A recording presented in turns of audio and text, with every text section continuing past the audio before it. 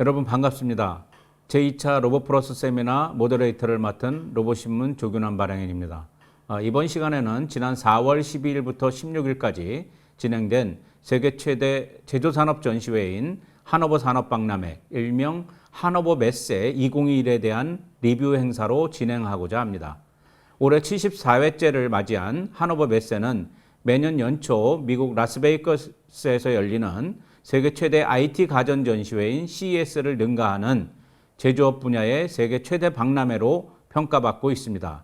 작년에는 코로나19 행사로 행사가 취소되었고 올해는 처음으로 비대면으로 전환돼 온라인으로 개최되었습니다.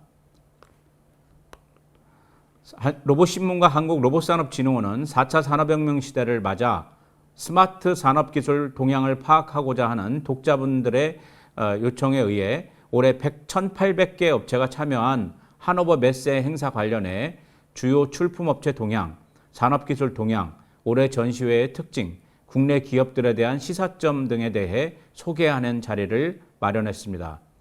첫 번째 시간에는 독일 퀘링엔 대학교에서 경제학과를 졸업하고 현재 코트라 해외전시팀에서 하노버 메세를 총괄하고 계신 윤태현 대리님을 모시고 2021 하노버 산업박람회 기술 동향을 주제로 강연을 듣도록 하겠습니다. 네, 안녕하세요. 저는 코트라 해외전시팀에서 근무하고 있는 윤태현 대리라고 합니다. 만나서 반갑습니다. 저는 오늘 인더스트리 4.0 도입 10년 2021 하노버 온라인 메세 디브리핑이라는 주제로 강연을 진행하려고 합니다. 간략히 저에 대해서 소개를 드리자면 저는 유년 시절에 독일에서 시간을 좀 오래 보냈고 그래서 독일에서 대학교를 졸업을 했고 당시에 이제 2012년, 13년 하노버 메세에서 통역 업무를 한 경험이 있고요. 그리고 저희 지금 코트라에 입사를 해서 저희 사장님 그리고 하노버 메세 대표 그리고 독일 니더작센주 경제부 장관 통역을 지원한 경험이 있습니다. 그리고 현재는 해외 전시팀에서 하노버 메세를 총괄을 하고 있습니다. 우선 로봇 신문으로부터 이런 강연을 제의를 받았을 때 저는 주 시청자층이 어떤 분이 될까라고 좀 고민을 했습니다. 그 시청자층을 알아야지 이에 맞는 컨텐츠를 제공할 수 있을 거라고 생각을 했었습니다. 우선 첫 번째로는 하노버 메세 자체 혹은 온라인 전시회에 관심이 있는 분들이 주로 시청을 할 거라고 생각을 했고요. 그리고 두 번째로는 인더스트리 4.0 분야, 뭐 다들 잘 아시는 것처럼 스마트 팩토리나 로봇이나 AI 이런 분야에 종사하는 그리고 관심 있는 분들이 주 시청자층이라고 생각을 했습니다. 이에 맞춰서 저는 오늘 총 3가지의 주제를 가지고 왔는데요. 첫 번째로는 하노버 온라인 메세에 대한 전반적인 리뷰를 드릴 예정이고 두 번째로는 하노버 메세 산업의 트렌드 그리고 독일 대표 참가사 3곳의 제품에 대해서 리뷰를 하도록 하겠습니다. 그리고 마지막으로 시사점을 제공하도록 하겠습니다. 네, 그럼 첫 번째로 하노버 온라인 메세에 대해서 리뷰를 드리겠습니다. 사실 하노버 메세가 오프라인으로 개최가 됐다라고 가정을 한다면 보통 전시회를 준비하는데 한 6개월 정도의 시간이 소요가 됩니다. 다음 페이지를 보시면 다소 복잡한 알고리즘을 볼 수가 있는데요. 이게 이제 제가 하노버 메세를 담당하면서 실제 오프라인으로 개최가 된다면 거쳐야 될 과정들입니다. 뭐 예를 들면 세부 계획을 짜고 예산을 확보를 하고 또 부스를 임차를 하고 참가비를 또 받고 이런 굉장히 복잡한 과정들이 소요가 되는데 사실 온라인으로 개최가 되면서 저는 어떻게 준비를 해야 될지 좀 다소 막막했었습니다. 그러던 와중에 74년 메세 역사에 있어서 최초로 온라인으로 개최를 결정을 하게 됐는데요. 하노버 메세 주최사 측에서도 고민을 많이 했던 걸로 예상이 됩니다. 2020년 12월 17일에 이런 공식 홈페이지에 온라인으로 개최하겠다라는 결정을 공식화했는데 실제 2021년 4월 12일에 개최가 됐다라는 점에서 총 117일의 준비 기간이 있었습니다. 사실 여기에 이제 주말을 빼고 또 뭐 공휴일, 뭐 크리스마스 이런 것들을 빼면은 실제 준비할 수 있는 시간은 80일 남짓이었는데 이건 실무자에게도 다소 좀 타이트한 시간이었고 또 하노버 메세에 관심을 가지면서 참가를 하려는 기업분들에게도 다소 촉박한 시간이지 않았나 싶습니다. 네, 사실 본래 한호 모습이라면 이런 모습을 떠올리실 수 있는데요. 2013년에 제가 당시 통역을 했었을 당시에도 메르켈 총리와 푸틴 대통령이 직접 참여를 했었고, 당시에 이제 동방 국가가 러시아였었거든요. 그리고 3년 뒤인 2016년에는 미국이 동방 국가로서 참여를 했고, 오바마 대통령, 당시 대통령이 참여를 했고, 메르켈 총리가 저렇게 국화의 부스를 방문한 모습을 보실 수 있습니다. 네, 그리고 독일 대표적인 소프트웨어 업체죠. 지멘스 같은 경우에 이런 부스, 대형 부스를 마련을 해서 이렇게 북적북적이는 참관객들을 예상하고, 좀 이런 모습들이 사실 일반적인 한노버 메스의 풍경인데, 온라인으로 전면 개최가 된다라고 공식 발표를 하고 난 다음에 저도 실무자이지만 좀 궁금하기도 했습니다. 온라인의 전시의 모습은 과연 어떤 모습일까? 네, 이제는 이번에 개최된 온라인 메스의 모습을 보여드릴 텐데요. 좀 두 가지의 방법이 있습니다. 첫 번째로는 이제 모바일 모습인데, 이제 모바일을 보시면 저기 보쉬 렉스로스의 전시관입니다. 좀 글자가 작긴 하지만 이제 제가 추후에 또 이제 전시관이 어떻게 구성되어 있는지 안내를 드릴 예정인데, 프로덕트 제품이라든지 동영상이라든지 라이브 스트리밍이라든지 담당자 연락처 이런 것들을 보실 수가 있고, 또 이제 데스크탑으로 보면은 이게 이제 저희가 이번에 구성했던 통합 한국관의 모습인데요. 저희 뭐 사장님 인사 말씀부터 해서 참가사들의 뭐 제품 브로셔, 그리고 저희 회사 홍보 카탈로그 등등을 업로드를 할 수가 있었습니다. 네, 그렇다면 온라인 메세가 오프라인의 메세와 다르게 갖고 있는 기능 총 세 가지를 말씀을 드릴 텐데요. 우선 첫 번째로는 엑스포입니다. 엑스포는 여기서 온라인 부스, 뭐 제품을 검색하고 실제 그 기업의 부스를 방문하는 기능이고, 두 번째로는 컨퍼런스, 즉 컨퍼런스를 영상을 시청을 하고 라이브 스트리밍을 보고 뭐 제품의 기계 시연을 볼 수 있는 동영상을 제공하는 플랫폼이고, 그리고 세 번째로는 네트워킹입니다. 비즈니스 데이팅, 그리고 뭐 화상 상담 등 참관객들이나 참가사들이 서로 연락을 주고받을 수 있는 플랫폼이라고 생각하시면 됩니다. 네, 그렇다면 첫 번째로는 엑스포부터 간략히 설명을 드리겠습니다. 엑스포를 보시면 이게 이제 한노버 메세의 전반적인 큰 홈페이지 모습인데, 이제 상단에 엑스포를 클릭을 하시면 이제 토픽이 있고 엑스비터 프로덕트 서치가 있고 엑스비터 미디어 라이브러리가 있습니다. 첫 번째로 토픽을 클릭을 해 보시면 이렇게 총 34개의 토픽이 있습니다.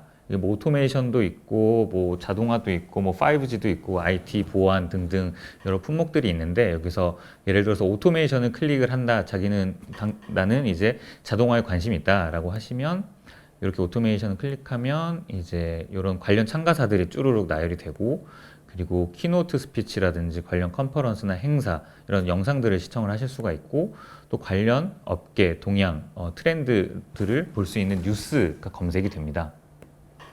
그리고 마찬가지로 엑스비터 이제 프로덕트 서치로 가시면 여기 이제 검색을 하실 수가 있는데요. 이게 굉장히 고객 친화적이라고 저는 생각을 합니다. 사실 오프라인 부스를 가면 본인이 이제 발품을 팔아서 직접 제품을 보고 부스를 방문을 해야 되는 반면, 온라인에서는 간략하게 검색을 하시고 또 필터링에다가 본인이 원하는 제품군을 클릭을 하시면 이제 본인이 원하는 이제 상품이나 이제 품목들을 보실 수가 있습니다. 그리고 이제 엑스비터 미디어 라이브러리는 이제 동영상을 볼 수 있는 플랫폼인데요. 사실 한노버 메세가 아무래도 기계나 IT 쪽을 다루다 보니까 일반적인 소비자가 아니고, 그러다 보니 영상으로 최대한 좀 많은 품목들의 정보를 얻어야 되는데, 여기도 마찬가지로 이제 검색을 하시고 또 본인이 원하는 품목을 필터를 거시면 이제 본인이 원하는 이제 영상을 보실 수가 있습니다. 그리고 이제 두 번째로는 이제 컨퍼런스인데요. 컨퍼런스는 이거 보시는 것처럼 앙겔라 메르켈 총리가 이번에도 기조 연설했고, 조코 위도도 이제 대통령이 이제 동방 국가로서 이어서 키노트 스피치를 했습니다. 이번에 총 1,500명의 발표자가 참여를 해서 컨퍼런스를 제작을 했고 영상을 만들었습니다. 네, 이제 컨퍼런스를 클릭을 하시면 이제 4월 12일부터 16일까지 개최가 되는 동안에 이렇게 요일별로 본인이 원하는 시간대에 영상 그리고 주제를 클릭을 하셔서 컨퍼런스를 라이브로 시청을 하실 수가 있었습니다. 그리고 현재는 라이브로 이제 녹화가 된 영상이 이제 VOD로 업로드가 되어서 지금도 본인이 원하는 영상을 시청을 하실 수가 있습니다.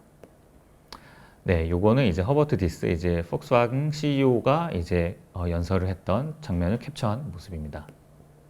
네, 그리고 이제 마지막으로 이제 네트워킹인데요. 네트워킹은 이제 참가사와 참관객들이 이제 서로 정보를 교환하고 어떤 데이터들을 공유할 수 있는 그런 플랫폼입니다. 왼쪽의 모습을 보시면 이렇게 매치메이킹, 비즈니스 데이팅, 다이얼로그 이렇게 있고, 우측에는 이제 제가 로그인을 했을 때 실제 어떤 모습으로 나타나는지, 매치메이킹 같은 경우는 이제 본인이 만나고 싶은 바이어가 될 수도 있고, 뭐 참가사가 될 수도 있고, 어떤 품목을 다루는 대표 기업이 될 수도 있고요. 뭐 캘린더 같은 경우는 이제 말 그대로 본인이 약속을 잡았으면 이제 어떤 모습으로 어떤 일정에 자신의 일정이 있는지 확인을 할 수가 있습니다. 네. 이게 이제 전반적인 온라인 매스의 모습이었고요. 그렇다면 온라인 전시회가 개최된 후에 어떤 좀 뭐 성과가 있었나, 오프라인 대비해서 어떤 실적이 있었나라고 좀 궁금해하실 수 있을 것 같은데요. 우선 참가국은 총 50개국이 참가를 했습니다. 그리고 참가사는 총 1,884개사가 참여를 했고요. 그리고 전시 제품은 1,500개, 그리고 참관객은 9만 명에 이르고 라이브 스트리밍 조회수는 이제 14만 뷰를 기록을 했습니다. 물론 작년에는 코로나로 이제 전시가 취소가 됐고 2019년에 오프라인으로 개최됐을 때에 비하면 사실 수치가 조금 부족할 수도 있습니다. 뭐 참가국도 다소 줄었고 참가 기업도 줄었고 참관객도 준 게 사실이긴 하나, 사실 온라인 전시가 이번에 정말 처음으로 개최가 됐고 어떻게 보면 이제 새로 나아가는 어떤 뭐 이정표를 제시했다고 할까요? 그렇기 때문에 이번 전시회를 기반으로 더 다른 부가가치를 창출할 수 있는 전시회를 이제 준비할 수 있는 발판이 됐다는 점에서 저는 굉장히 긍정적으로 평가를 하고 있습니다. 그리고 실제 뭐 메세 대표 같은 경우는 이제 전시회가 끝난 후에 뭐 기업이나 정계 관계자, 언론사, 종사자들을 이제 하나의 플랫폼으로 모았다라는 데 좀 의의가 있다라고 평가를 했고, 독일 경제 매체인 한데스블라트 같은 경우는 이번에 10주년을 맞이해서 혁신적인 제품을 소개했고 네트워킹으로 모두 만족할 수 있었다라고 좀 긍정적인 평가를 내놓았습니다. 그리고 마지막으로 이제 실제 저희 한국관에 참가했던 H사 같은 경우는 이제 참가비가 굉장히 저렴했고, 그리고 물리적인 이동 시간을 없앨 수 있어서 좀 비용을 절감할 수 있었다. 그리고 또 유럽 바이어뿐만 아니라 이제 다양한 국가의 바이어들을 만날 수 있어서 좀 여러 신규선을 발굴할 수 있었다. 그리고 다음 전시회도 참여하겠다라고 아주 좀 호평을 했습니다. 네, 그렇다면 이번 한노버 메세를 통해서 얻을 수 있었던 뭐 트렌드, 뭐 산업, 그리고 독일 참가사에 대한 리뷰를 간략히 진행을 해보겠습니다. 우선 이번 인더스트리 트렌드 같은 경우는 총 6개의 트렌드를 한노버 메세에서 제시를 했는데요. 첫 번째로는 인공지능 머신러닝, 그리고 두 번째로는 탄소 중립 생산, 세 번째로는 디지털화, 그리고 네 번째로는 제조 분야의 4차 산업, 다섯 번째로 정보기술 보안, 그리고 여섯 번째로 로지스틱 4.0을 제시를 했습니다. 일종의 아젠다라고 할 수 있죠. 사실 이 여섯 가지의 분야를 사실 인공지능이나 머신러닝만 해도 한 2, 30분을 얘기를 할 수 있기 때문에 그만큼 굉장히 전문적인 분야이기 때문에 저 같은 경우는 좀 간략하게 어떤 뭐 어젠다가 제시가 됐고 어떤 앞으로의 나아갈 방향을 제시를 했는지 이런 것들에 대해서 좀 짚고 넘어가도록 하겠습니다. 네, 인공지능이나 머신러닝은 잘 아시는 것처럼 이제 알고리즘을 기반으로 하는데요. 활용 가능한 모든 데이터를 최대한 많이 축적을 해서 이를 소프트웨어에 적용을 하고 또 축적된 데이터들 간의 어떤 관계를 분석하는, 이를 통해서 알고리즘을 도출해내는 게 핵심이라고 할 수 있습니다. 대표적으로는 뭐 안면 인식, 음성 인식, 자율주행 뭐 이런 것들이 대표적이고, 또 스마트 팩토리에 적용을 한다면 제조 공정을 최적화하기 위해서 많은 양의 데이터를 수집한 다음에 이를 분석해서 공정을 최적화하여 효율화시키는데 쓰는 분석 툴이라고 할 수 있습니다. 뭐 대표적으로는 컨베이어 벨트 등에도 적용이 되고 있죠. 그리고 두 번째로는 탄소 중립 생산입니다. 최근에 바이든 정부 시대에 들어가지고 탄소 중립 이슈가 더욱더 부각이 되고 있는데요. 이번 한노버 메세에서 좀 제안했던 세 가지 방식은, 우선 기업 입장에서 첫 번째로는 현재 상황을 좀 자세하게 분석을 하고, 그리고 탄소 중립 에너지 생산으로 전환을 좀 촉구를 하고 있습니다. 그리고 잔여 에너지 수요를 좀 그린 전기 등으로 충당하고 상쇄할 수 있는 방안을 좀 모색하는 것을 제안을 했습니다. 대표적으로 독일의 다임러사는 2022년까지 제로 탄소 발자국으로 공장을 운영하겠다라고 계획을 발표를 했고, 알리안츠 보험사는 2050년까지 탄소 중립 분야에 투자를 하겠다라는 좀 거대한 계획을 수립하였습니다. 다음으로는 디지털화입니다. 제조업의 플랫폼 경제학이라고 하노버 메세는 이번 디지털화의 아젠다를 제시를 했는데요. 플랫폼을 통해서 제조 기업의 경우에는 최종 소비자까지 본인들의 제품과 서비스를 제공할 수 있기 때문에 인프라 구축에 대한 비용 부담이 많이 줄었습니다. 그리고 이런 비용을 절감할 수 있게 되었고요. 반면 동시에 또 다른 과제도 안게 되었는데 단 한 번의 클릭이면 사실 모든 정보 수집이 가능해진 이 플랫폼 덕분에 혹은 플랫폼 때문에 제조기업들은 기존 시장에서보다 더 경쟁력 있는 제품이나 서비스를 제공해야 되고 또 가격 부분에서도 경쟁력을 가져야 된다는 그런 과제를 떠안게 됐습니다. 이렇기 때문에 플랫폼의 경제학은 앞으로 총 세 가지의 질문을 낳았는데 첫 번째로는 플랫폼 경제가 어떻게 시장을 변화시킬 수 있을까? 그렇다면 플랫폼을 우리가 어떤 방향으로 개발을 해야 하는가? 그리고 마지막으로 누구와 협업 관계를 맺을 것인가에 이러한 질문에 답변을 하는 과정에서 플랫폼 경제 구도가 변화될 것이라고 예상합니다. 네 번째로는 제조 분야의 4차 산업입니다. 대표적으로 IoT, 인터넷 오브 띵스가 있습니다. 사물 인터넷이고 이는 통신 기술에 의해서 모든 기계, 설비가 연결되어서 스마트 공장을 구축하는 것입니다. 이러한 지속적인 데이터 교환은 모든 생산, 물류 공정에 적용되어서 효율적인 공장을 운영할 수 있습니다. 대표적으로는 공작기계 업체 트룸프의 레이저 절삭기계 사례인데요. 절삭기계에 달려있는 센서가 어떤 오염 물질이나 이런 좀 그런 것들을 인지를 하면 바로 운영팀의 일을 알려서 바로 레이저 절삭기계를 수정하고 수리하는 그런 과정에 투입되는데 그런 비용을 절감할 수 있습니다. 그리고 마찬가지로 SAP 소프트웨어 업체의 OIF도 마찬가지고요. 그리고 다음으로는 정보기술 보안입니다.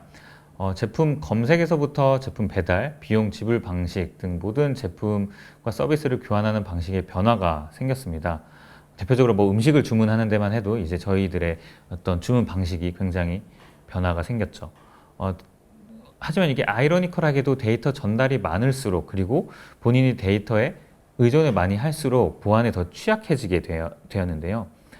독일 같은 경우는 과거 2년 동안 434억 유로의 피해를 입었고 하노버 메세 측에 따르면 전 세계적으로 매일 6조 4천억의 건의 사기 이메일이 전송되고 있다고 합니다.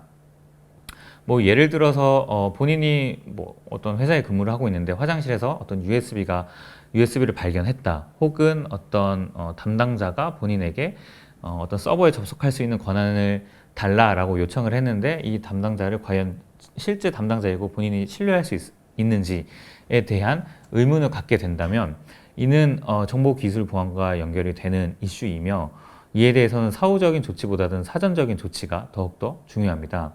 이를 위해서 강력한 방화벽 구축 등 어떤 금전적인 경제적인 투자를 하는 것도 중요하지만 주기적으로 직원들을 대상으로 보안 교육을 실시하는 것이 더욱더 중요하다고 이번 하노버 메스에서는 강조를 하고 있습니다. 그리고 마지막으로는 로지스틱 4.0입니다. 공급망 디지털화를 통한 자동화, 네트워크화 도입인데요. 무인 운송이나 뭐 창고 관리 시스템, 모니터링 등을 통한 공급망 운영을 효율화하여서 가치를 제고하는 그런 분야입니다. 공장 노동자가 오류 없이 신속하게 제품을 나를 수 있고 그리고 이를 위해서 스마트 선반이나 스마트 트럭을 도입하는 게 좀 대표적인 사례라고 할 수 있습니다. 네, 여기까지가 총 6개의 하노버 메세가 제안했던 6개의 대표 트렌드 그리고 아젠다이고요. 이제는 독일 대표 참가사 3곳에 대해서 간략하게 언급을 하고 넘어가겠습니다. 첫 번째로는 독일의 대표 로봇 기업인 쿠카입니다. 쿠카는 이번 하노버 메세를 통해서 아이쿠카라는 에코시스템을 처음으로 선보였는데 로봇 사용을 간편화하는 자동 솔루션입니다. 개발자와 최종 사용자가 간편하게 접근할 수 있는 일종의 에코시스템이고요. 그리고 쿠카는 간편함을 핵심 모토로 삼아서 새로운 시대를 위한 자동화 솔루션을 핵심으로 삼았습니다. 이번 하노버 메세에 참여했던 피터 보넨 CEO 같은 경우는 미션 2030을 통해서 쿠카가 안정성을 유지하면서 동시에 모든 사람들이 더 간편하고 직관적으로 로봇을 이용할 수 있도록 자동화 솔루션을 제공하겠다. 그리고 앞으로는 로봇 프로그래밍이 오늘날의 PC 작업만큼이나 간단해질 것이다 라고 발표를 했습니다. 그렇다면 간략하게 쿠카가 이번에 첫 선을 보였던 아이쿠카 에코시스템 동영상을 보도록 하겠습니다.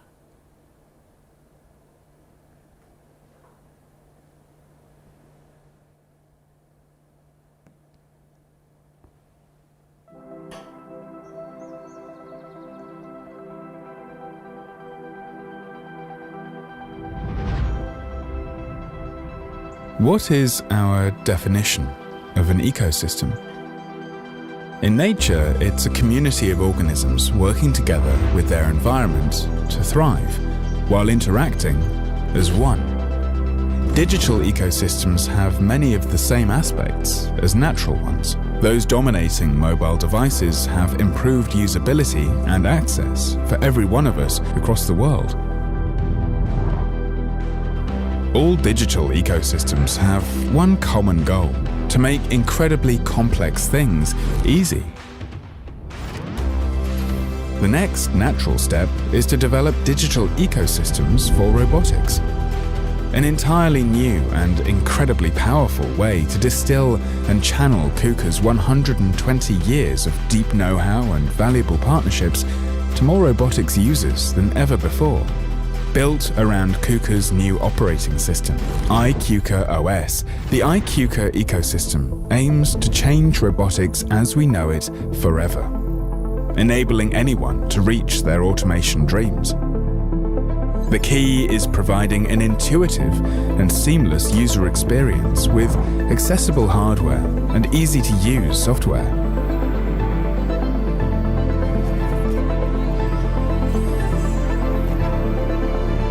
From the first dreaming of a system to ordering, installing, programming and running an application, ease of use is critical for success.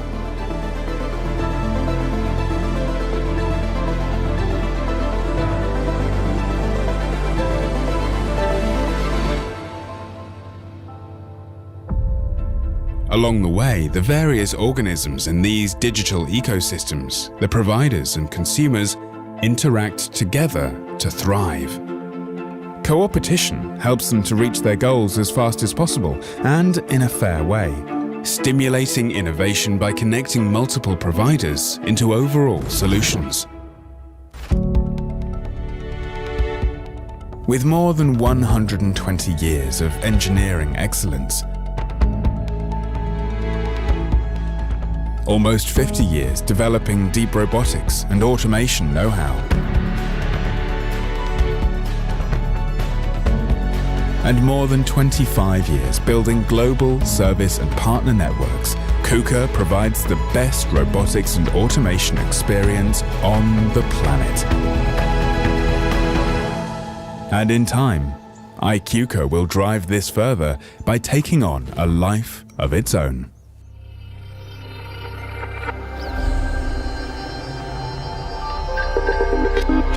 Industrial intelligence.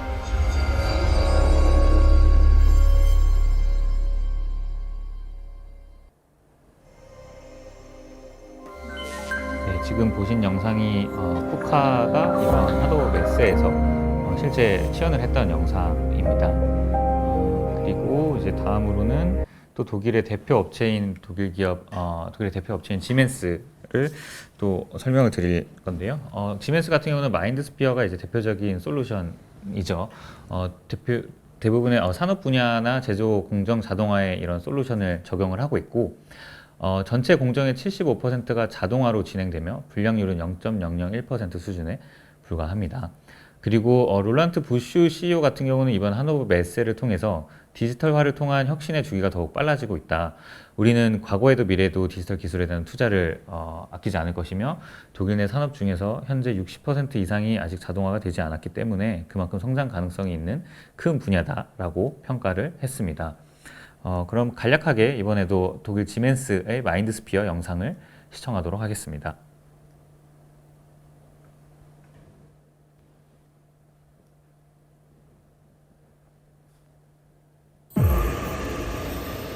Today, data is everywhere, for companies It's become one of the most important resources, essential in the age of the Internet of Things. To unleash its full potential, we must transform this flood of data into useful knowledge. That means capturing and analyzing data from countless sources. It's a staggering challenge. That's why Siemens developed MindSphere, the cloud-based open IoT operating system, so that companies of every type and size can unlock their data assets and put them to profitable use. MindSphere rapidly connects existing assets and systems of various manufacturers to gather data from a multitude of sources. Advanced analytics and applications from Siemens, our partners, and other providers transform this data into valuable knowledge.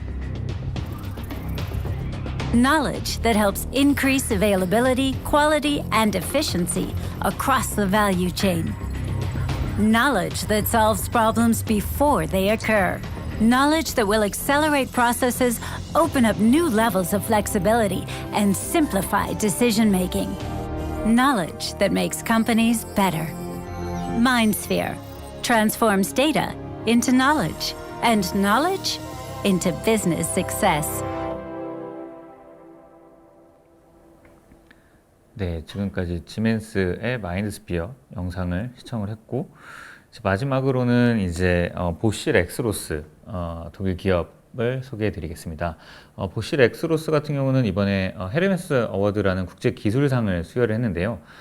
수여를 할 수 있었던 제품은 이제 SVA-R2 Subsea Valve Actuator 밸브라는 제품을 이제 선보였기 때문인데, 해저 밸브를 제어할 수 있는 액추에이터로 이제 기존 제품 대비 효율이나 안정성을 제고했다라는 평가를 받아서 해당 상을 수여를 했습니다. 요번 하노 메스에 참여했던 롤프 나요르크 CEO는 제조업의 미래는 이제 고부가 가치 제품을 개인의 취향에 맞게 효율적으로 생산해내는 데 있다. 공장 부지만 그대로 있고 실내에 있는 모든 기계들은 이제 서로 연결된 상태로 각자의 업무를 진행하게 될 것이며, 이러한 공장 자동화는 식료품 생산이나 의료기기 등 다양한 분야의 산업 분야에 활용 가능성이 있다라고 평가했습니다. 네, 이제 마지막으로 보쉬 렉스로스의 영상을 시청하겠습니다.